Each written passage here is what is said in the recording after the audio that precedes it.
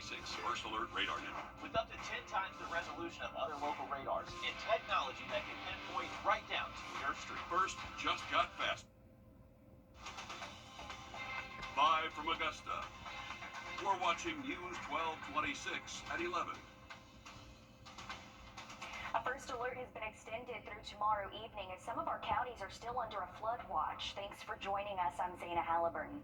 The rain and cooler temperatures are still in the forecast as we send it over to First Alert meteorologist Emily Acton with what we can expect tonight into tomorrow under the First Alert, Emily.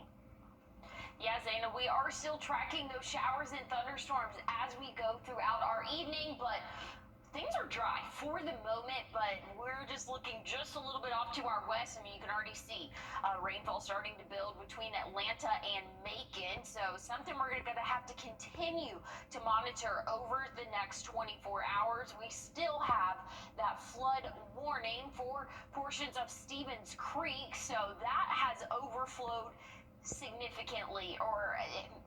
This morning it was at 2 feet, which is normal.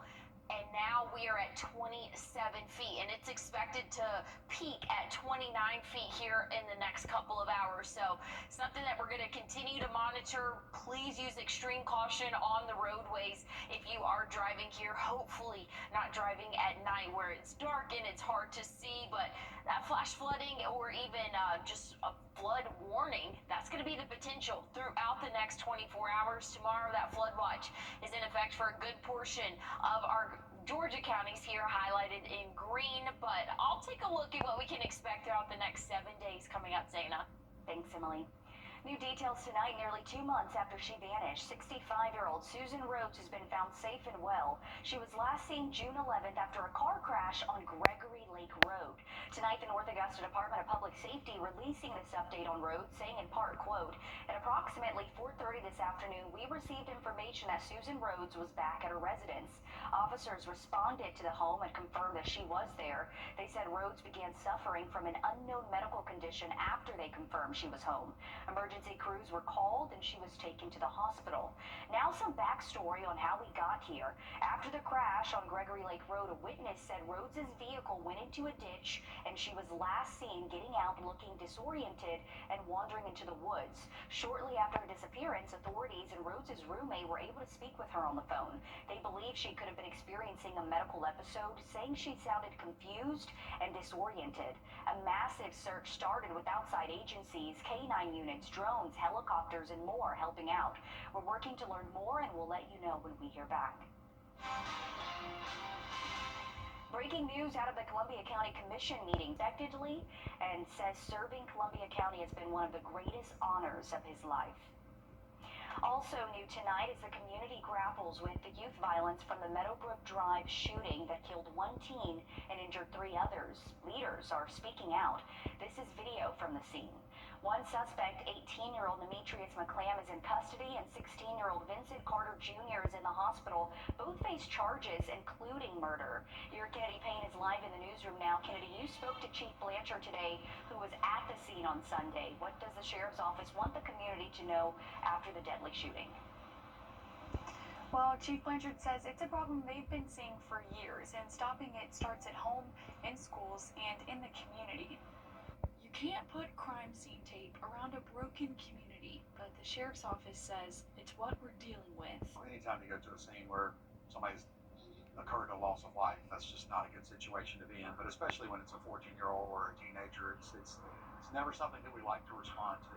They say youth violence has been steadily increasing. Statistically, it's about the same as the last couple of years. Over a long period of term, it certainly has increased. They're trying to stop trouble before it starts. We're actually starting to teach the CHAMPS programs again this year, so we'll be in the various schools. Anything that we can do, we will do. By betting on books. At the end of the day, 80% of the people who are in prison for the rest of their life don't have a high school diploma. And counting on community. We have the youth councils, we have the Sheriff's Youth Academy, basketball camps, doing events in the different neighborhoods, teaming up with the churches. So we're doing our best to reach them. And they're urging parents to tune in before it's too late. Parents have to understand that they need to know where their kids are, what they're up to online, what they're up to when they're out in the public, and also who their friends are, because we become who we hang around. When prevention fails, he says kids can start looking for guidance in the wrong places. Generally, when somebody gets into a gang, it's because they're looking for love or acceptance that they're not getting somewhere else. Look, a gang is going to land you in two places, jail or in a coffin. And if that's your goal in life, we've got to figure out how to change those goals. But they say they can't teach this alone. We do need the entire community to step up and help us with this. And as they recognize the problem, they say their goal is prevention, and that work starts long before a crime ever happens. The Sheriff's Department saying it's a community effort to help end the violence. Thank you for that update, Kennedy. Today, Augusta leaders handing down their warning for the owners of Bonaire, Richmond Summit, and Maxwell House. It comes after what leaders call years of renter complaints, including safety concerns, mold, and infestations. Although the three complexes are owned by two separate companies, leaders have set their attention on all three and threatened the business licenses for each. This afternoon's meeting brought up a lot of improvements by the companies responsible, but leaders alluded to more work needing to be done. Your city government reporter Cindy Hood was at the municipal building on Telfair Street. Today, promises were made by both Redwood Housing and Maxwell House commissioners who, again, combined both of these companies into today's hearing, gave them a warning that if those promises aren't met by their last commission meeting of the year, commissioners say they'll consider probation. And like we mentioned, though one hearing today, Redwood Housing took the floor first, followed by the Maxwell House. We saw a majority of people in chambers appear to be tenants with Redwood Housing, so they either live at the Bonaire or the Richmond Summit. A group of about 20 had on matching t-shirts saying, quote, "We support Redwood." We didn't hear from those people, but Redwood Housing did show commissioners videos they say are from inside both complexes, and each video including interviews with tenants. I wouldn't be standing here on behalf of the folks I represent if I didn't feel like they were doing a service to the community in improving these properties and providing high quality, affordable housing.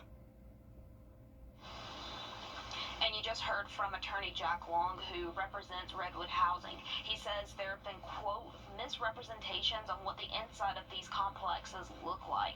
The mayor says he's been inside the Bonaire and Richmond Summit and acknowledges the changes that have been made. He says he met with the CEO of Redwood Housing yesterday, and the mayor says, quote, he believes in him and their plan. Some commissioners say they want to see action instead of talk.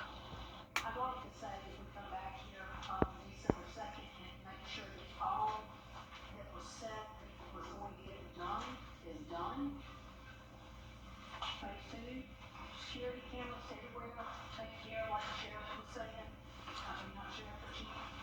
Flanges, we have all that in place to make sure our residents and citizens are safe.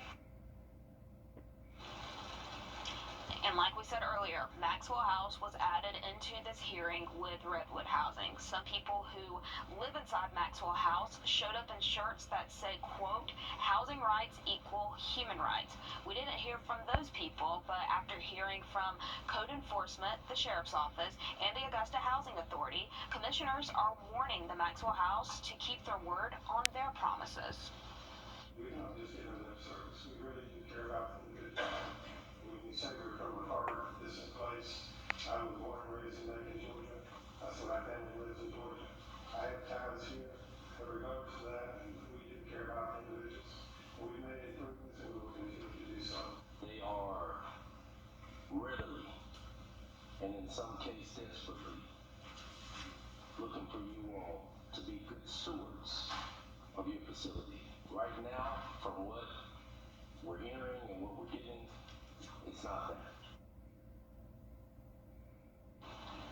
Again, two warnings given to two separate companies. We will be back in commission in December when commissioners hear those updates. And we know you'll stay on top of it. Thanks, Sydney. As for other items, commissioners plan to approve the list of SPLOST 9 items at the commission meeting on August 12th. The first of 3 public meetings was held, allowing you to give your thoughts on changes you would like to see in the CSRA. New tonight, there were 2 national night out events helping the communication between the community and law enforcement.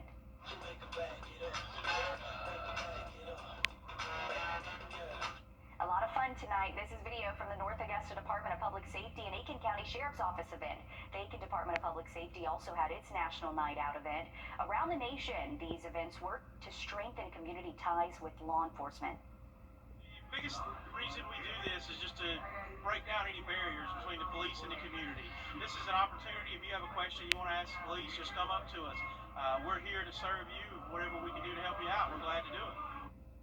The annual events are usually held on the first Tuesday of August. The National Night Out has been celebrated since 1984. Well, we have a first alert in effect through the day tomorrow. We're still tracking rainfall, and it's not going to let up throughout the next 24 hours. So I'll have an update on what we can expect throughout your Wednesday and the next 7 days coming up. Plus, the Better Business Bureau is warning against Labubu scams. We have advice to protect yourself if you're looking for the latest hot item in a few minutes. You can find ice-cold refreshment right here at Parker's Kitchen. Cool off with a large fountain or frozen drink for just 79 cents. Only at Parker's Kitchen. First Alert Weather, where accuracy matters, keeping you alert during severe weather and helping you plan your day. We put our money where our forecast is. Each weekday, our forecasted high is within 3 degrees of the actual high. A local charity gets money in the bank. By being 100% accurate for a full month, over $1,000 went to a single charity. No other Augusta station is on your side the way we are, keeping you ready for anything and putting our accuracy to work. The First Alert Weather 3-degree guarantee, sponsored by Top Doctor. Answers to your legal questions.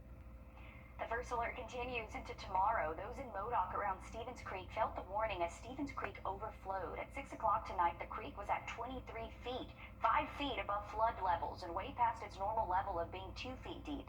This is some footage from earlier today when News 12 was there in McCormick County. Northeast Plum Branch Road and part of New Hope Road were closed because of flooding. Before the creek got too high, we heard from a local fisherman in the area about what he was seeing. It normally would come up about maybe 5-6 feet, and then it still goes on, but this is 5 or maybe 10 feet higher than normal, judging by where I'm at. Crazy video. Now the first alert is extended into tomorrow, Emily, for possible flooding again. Yeah, we've continued that first alert. The National Weather Service has continued that flood watch for a good portion of our Georgia county. So again, we've continued that first alert throughout the day and even night tomorrow. So heavy rainfall at times. It's not going to rain all day, but it's going to be pretty similar to what we saw today in the fact that it's going to be overcast. If it's not raining, it's really not going to be the most pleasant weather for us out there. But please remember, if you do come across a flooded roadway, turn around, don't drown. We say that all the time. Flooding is the second leading cause of weather-related deaths, and most of them are caused by people trying to drive through flooded roadways. So please make sure that you are staying careful out there and just taking a lot of caution and just giving yourself a lot of extra time out there on the roadways. I know a lot of kids started school, and the roadways are going to be wet starting off the day tomorrow. So again, just give yourself a few extra minutes out there. We do have that flood watch until 8 p.m. tomorrow night. So any of these thunderstorms or even just heavy rainfall that we see over the next 24 hours have that potential to produce a lot of rain very quickly, and that can lead into flood advisories or even flood warnings like what we saw today. This is for Stevens Creek. This goes until Thursday.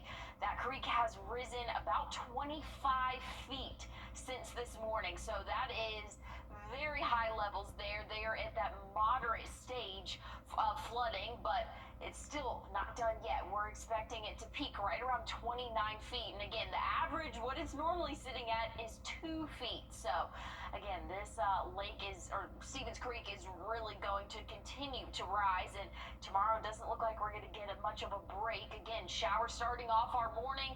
Maybe a few breaks in the rain throughout the mid-afternoon for us. Once we get into the overnight, maybe a few hit or miss showers, but again, we're just going to continue to track that potential rainfall as we go throughout the day, or throughout the evening, I should say. Looks to be a little bit heavier in the morning, but still cannot rule out a shower. Have that rain gear with you.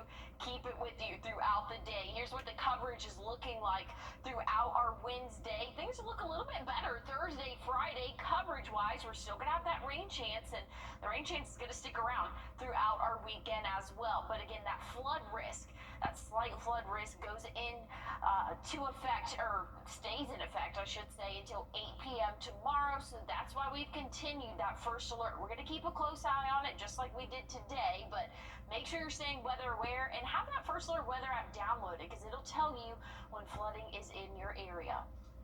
Thanks for that, Emily. The FBI has released its 2024 crime report that showed a drop in all crimes, including murder. We'll get an in-depth look at the report, including in the CSRA next.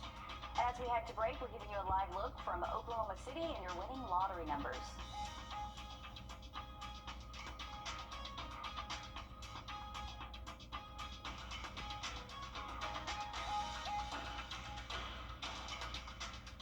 Time and Temp, brought to you by your First Alert weather team. We would have our overall. Well, looking at what to wear tomorrow, similar to what we've had for the past 7 days. It's going to be rainfall again for our Wednesday, so keep that rain gear handy. I'll have a look at your 7 days one more time coming up. Your What to Wear forecast is sponsored by Bojangles. Bojangles just launched the new breakfast Wrdw. Sausage.